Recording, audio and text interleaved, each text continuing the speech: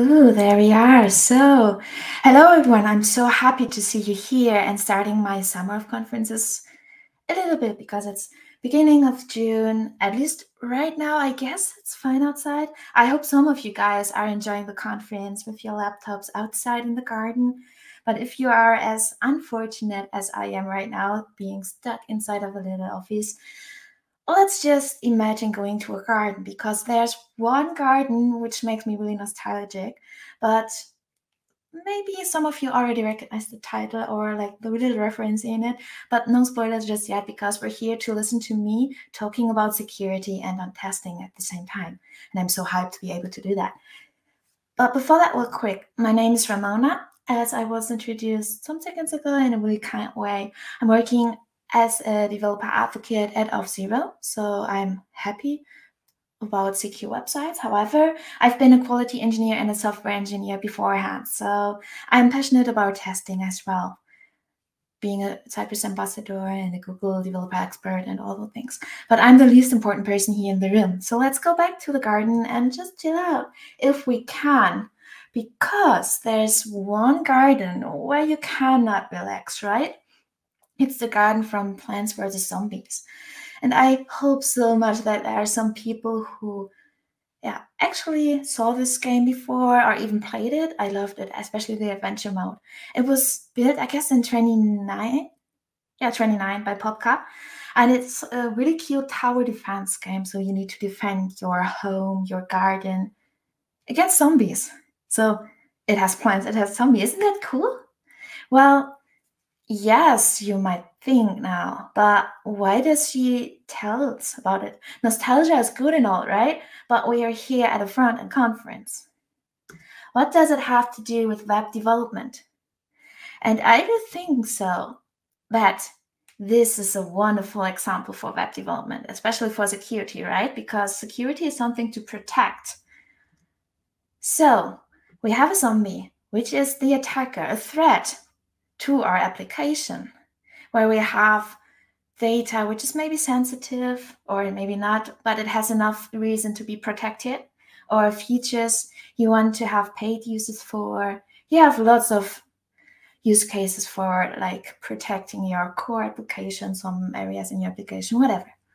But we are not alone. It's not like the zombies will invade our homes and eat our brains or whatever they like to do with us. I don't want to go into detail, but there are plans in this game which are a counterplay, right? Are mitigation strategies of basically any kind. So, TLDR, our house, or the house in this game, it's the protected part. The data, the protected features, everything we want to have protected, want to have secure, don't want to have attackers steal from us. The thieves I mentioned in my title. And the property, like all of this, being the house, being the garden, everything which is our own, is the application. I love this allegory. I'm so sorry, I'm really nostalgic, but I do think it's kind of fitting, right?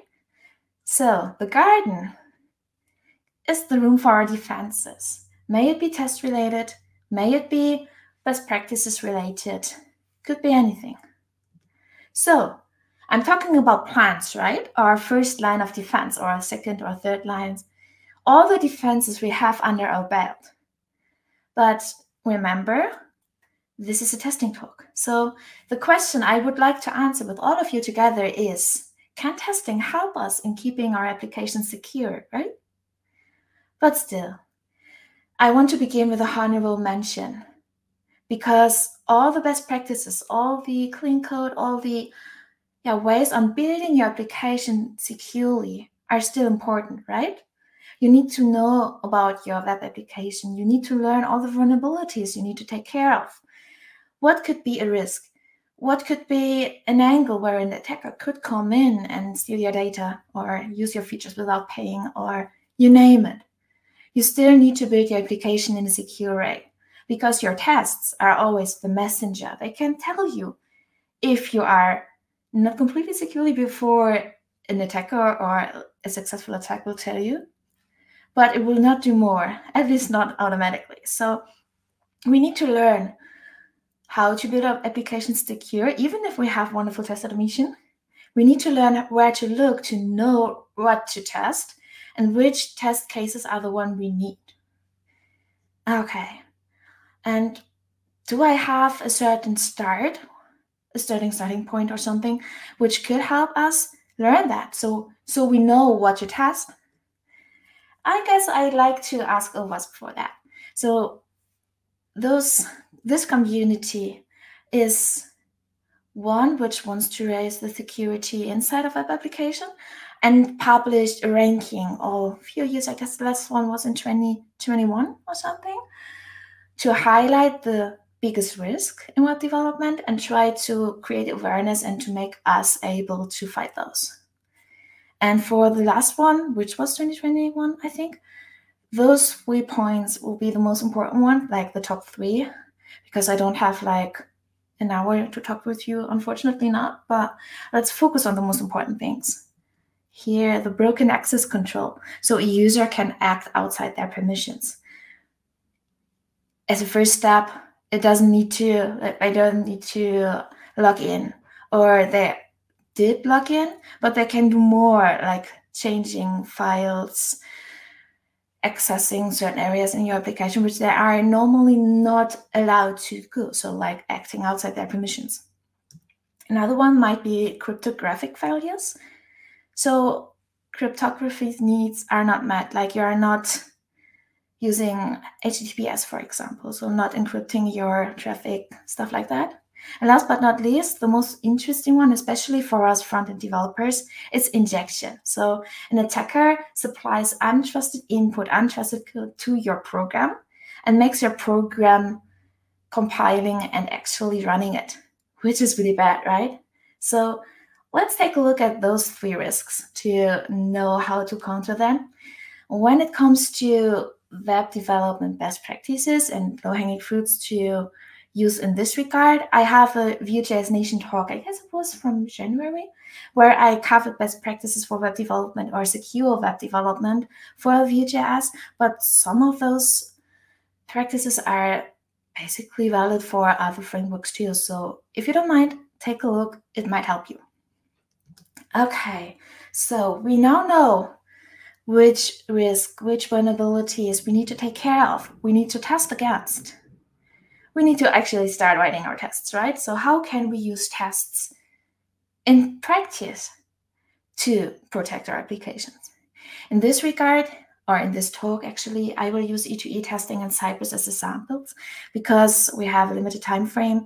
I'm most comfortable when it comes to Cypress, and being a Cypress ambassador, it's actually pretty reasonable for me. But again, tests are only messengers. You can use another messenger too if you're preferring to use Playwright, Test Cafe, or even Selenium if you're brave enough. But it's just like the framework or like the examples, the snippets I will use for here. And of course, as our tests are only a messenger, we don't have 100% security, even if you use tests to have another angle of spotting security risks and security issues. These are samples. How you set those samples up is dependent on your project, depending on your risk analysis, dependent on the things you find important. If you don't test it, you will not notice it. Okay. I would love to start with injection because, as I said, it's a really important risk for us as front-enders. But also because it's a perfect example to use tests to help us. Because lots of injection attacks are really easy to reproduce with end-to-end tests. May it be the typical one where you use a input field to enter a script tag to your page. Or if it is style injection, JavaScript injection, URL injection, you name it. It's easy with Cypress or another testing framework to mimic those attacks. So in this test here, we want to inject a script into otherwise benign and trusted websites. Like normally we will visit a page using the form, assert on the behavior, and we do exactly that. But those 2 lines are most important because we will imitate the attack by entering the script, as you see here, like using a script tag with a little alert, really easy, and asserting on that behavior. Of course, this is really simplified right now, but it shouldn't show up anywhere. May it be in the source code, may it be as an actual alert popping up. You can always use some assertions for it. But yeah, this test will fail if the alert will pop up at any point. So we will be able to spot cross-site scripting that way. You can do something similar with Cypress when it comes to checking for CSRF too. So CSRF is an attack which forces an end user to execute unwanted actions on a web application without knowing it, while actually being authenticated. So in this regard, I like to utilize API testing by Cypress. And it's fairly easy. So we are testing the API, of course, depending on your application, if you have APIs, and this test should update a user, but not with the permissions you have. So we expect, if we are firing the request by Cypress, that the response will have 403, so not permitted, and no other results should pop up. So in this way, even if it's simplified right now because of the time, you'll be able to check for CSRF using your end-to-end tests too. It's pretty similar with SQL injection too. If you are getting a SQL query into your application being executed. In this case, doing it by an URL. So we will enter this URL with a query inside it by using visit. So we visit this page. And we want to assure that nothing will happen. No error, no nothing, because it's figured out, right? Yeah, this is even more easy to test actually by using end-to-end. We can get a little more complicated too. For example, here it's my favorite example by Gleb Amutov, which is a wonderful author when it comes to Cypress knowledge. I added a little QR code for his blog article where he gets into detail when it comes to that one, because it's really great and it's wonderful explained, and I don't want to eat your time up. So here he's checking cross-site scripting and the content security policy header violations. So there's no cross-site scripting happening at all. Just for information, CSP, so content security policy, defines trusted sources for allowed content. So content which it's fine to load it, fine to execute it because it's trusted. And this is a header. So we could use this header of the request again with API testing to check it. But before that, we need to allow Cypress to do so. So we will go to the Cypress config and basically set the experimental CSP allow list to default source and script source to have the normal behavior we want to have. Then we'll have this tiny API tests, which is checking the headers, like getting the request, checking the headers, and checking if it's a content security policy header and see if it's set the way we need to have it. And even in general test cases, this can be used by using the intercept one, using it as an API testing, and checking if the request body is blocked if we fake a security issue. Okay. I want to cover broken access control real quick too. And this is even more easier to test because thinking about, okay, what could it be like? Failing authorization, so the user is not able or is able to do more than he should have the permission to do, or even authentication as a first step, so you know that it's the right user using your application. In this case, if you have an application with a login inside of it, you may already have the first test case, which helps you at least in the authentication step. So cover the login and authentication APIs.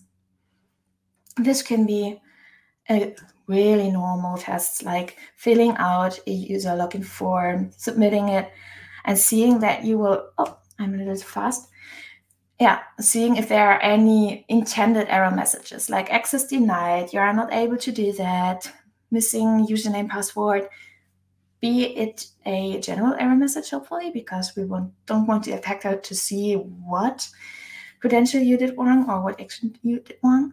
But apart from that, any error messages, watch out for 403 status code, and write negative tests to know that your users are not able to do stuff they shouldn't.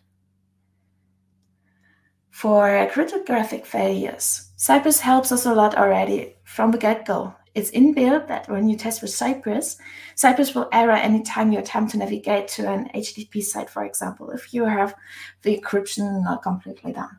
So when it comes to the basis level of protection for cryptographic failures, Cypress will already help you.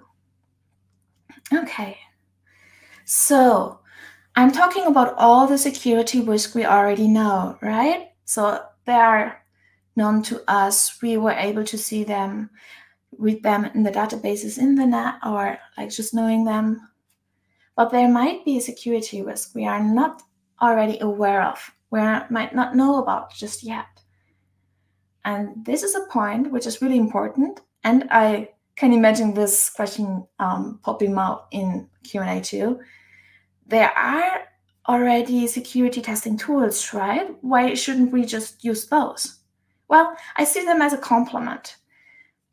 With the test automation I have, I can be really precise, really customized to my application, and I can use security testing tools which are already published or by other companies, other projects to help me. So let's mention them. Let's include test automation tools too. Well, OWASP has a wonderful list. They don't endorse us to look at those, but they are like heavily open source related or free for open source. So it might be a good place to look first to find tools. We could take a look at the static application security testing tools or SAST tools, which are, for example, tools you use at your IDE to spot security risks. Or it could be GitHub code scanning. Then the dynamic ones, the dynamic application security testing, which are scanning your application from the outside, which might be an automated scan inside of your pipeline. Then the interactive tools, which are often used for web applications or API. I guess OWASP calls out Contract Community Edition because it's free, but there are plenty of other tools outside too, but they might not be free, so you just need to take a look at those. And yeah, some static code quality analysis is a wonderful tool, for example, SonarQube. And last but not least, it's not directly connected to an automation, but mind your dependencies. Keep them up to date. Don't forget about Dependabot. Dependabot is your friend. Because if you don't update your dependencies, you will invite attackers to come inside of your house, right? So we don't want to do that, and it's pretty easy to have a look on it. Okay. Last but not least, I want to share some general testing practices from a QA lens, because it is wonderful to know that too, and it's handy to know how to incorporate security testing inside of your test plans, pipelines, and workflows. And even if I've used E2E as an example here, it's really just because of the limited time frame, and it's my best expertise. You please use unit testing, integration testing, component testing, you name it, testing, whatever, for security testing too. For example, API tests may be better suited for integration test level, right? Or some other, a little faster tests. So please feel free to try out those tips I gave to you in other testing types too, and include them inside of your test automation. Okay, when it comes to a strategy I would like to use, it's this. First, as said with this little P flans, I don't know, I forgot the name. Learn your app or vulnerabilities, which might apply to your app to know what to test. The test plan comes second. So which layers do you have to see? Do you need unit integration, end-to-end tests? Risk analysis, where are the risks? Which are able to be covered by test cases, which should be covered by tools? Which test case is suitable for which one? So plan your tests, plan what you want to write. Then write them down, write your test cases, write your test, and execute them. Don't forget to analyze the results because the log will be really interesting in this regard. And as said, don't forget to include automated testing tools which are already there and combine those to your given test automation. And just a little disclaimer, repeat your tests. So have a pipeline schedule, for example, nightly. Think about new test cases which you might have missed or for new features. And just be iterative in this regard. So we will have a wonderful complement to our best practices in web development to keep our app secure. Testing can be a wonderful, perfect messenger to let you know that you might have an issue before an attacker will let you know.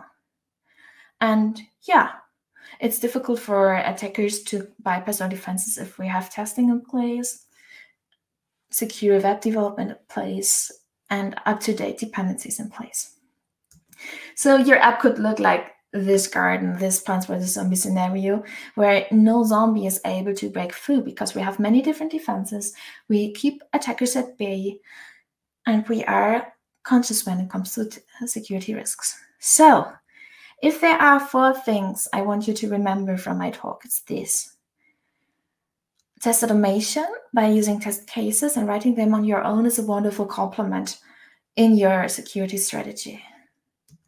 Simple steps, simple test cases can already be really useful to you, so you don't need to think about big test cases or complicated things. It's really easy to implement those. And of course, if you already use test automation, the learning curve is not that steep too.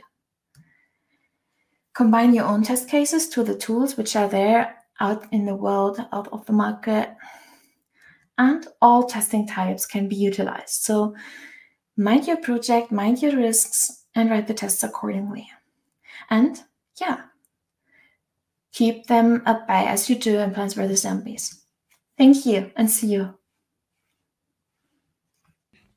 So thanks again for this amazing talk, Ramona. Thank you.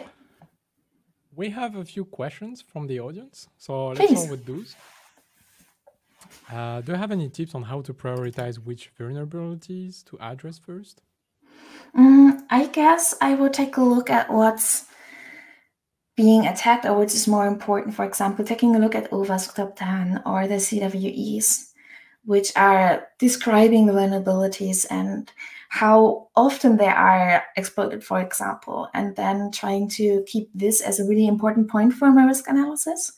And then using typical, if I can say that, test risk analysis, that word, how often will a customer use this part of the application, or yeah, stuff like that. Okay. So how common would be a failure in this regard?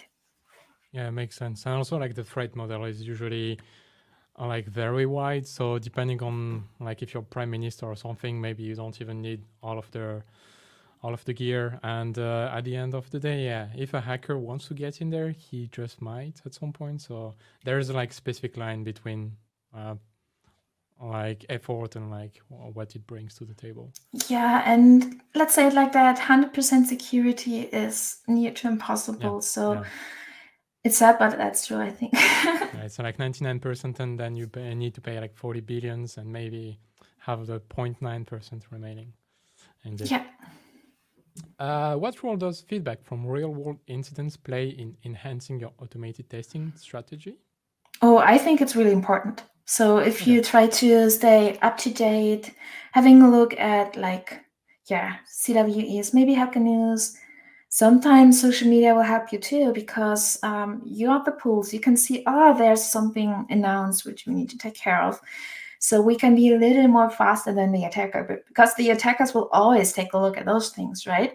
If there's a security vulnerability risk or even an exploit out in the blue, chances are that people are still already exploiting it. So I do think this is really important. And this is a general question of how to stay up to date, because this is something I need to figure out on myself too.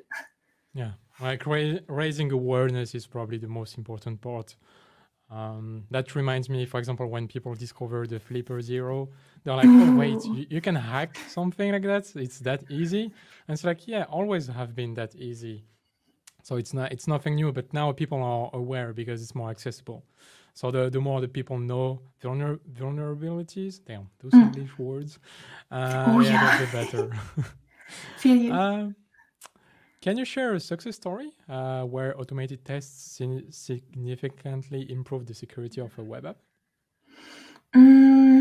This is a good question. I would need to think about that. Spontaneously, I already am happy if I have wonderful, knowledge that I'm secured.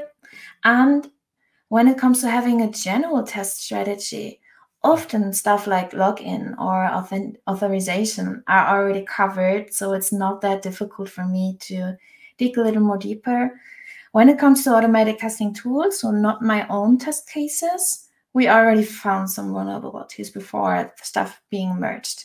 Yeah. So I cannot tell you like, okay, we were able to dodge a real bullet because we knew beforehand. Maybe this is already a success story when it comes to working, for example, in e-commerce, which I did last year. But yeah, I will come up with some. This would be a good blog article or a good talk article, like if there's some Vue.js application or React or like bad story and how to improve it. So maybe I should do that. Yeah, definitely a good idea. Thanks. And yeah, just do that because people are very liking this presentation so far, from what I can see. Thank you. I'm happy, and I hope You're people welcome. remember Plants vs Zombies. Yeah, I think like it's always better when you present something visually so that people, yeah, I don't know, just get like memory from it. So, speaking of tools, can you share the tools that we can include on the pipelines? Yeah, I guess you could take a look at the list I added as a QR code at some point, and I'll share the slides in a bit too. Maybe I even do a thread on like, okay, there's the list, so you can take a look directly. Yeah, At it's more least on like Twitter, I will do it. Yeah. Yeah, I think a thread is nice because people that way can interact and maybe ask some more precise tools. Because I guess that there is quite a lot. So yeah, might be. And I really like the Overswisk because I love open source and I want to support it. So I prefer it like against the corporate stuff. Yeah, makes sense. So that's pretty much all in terms of questions. Maybe do you have like any last words that you would like to share? Thank you so much for starting my summer more or less, and I hope you will get outside in the garden. I will do so in a bit, and like have a wonderful nice day and have a wonderful conference with wonderful speakers. Thanks very much, Ramona. Thank you.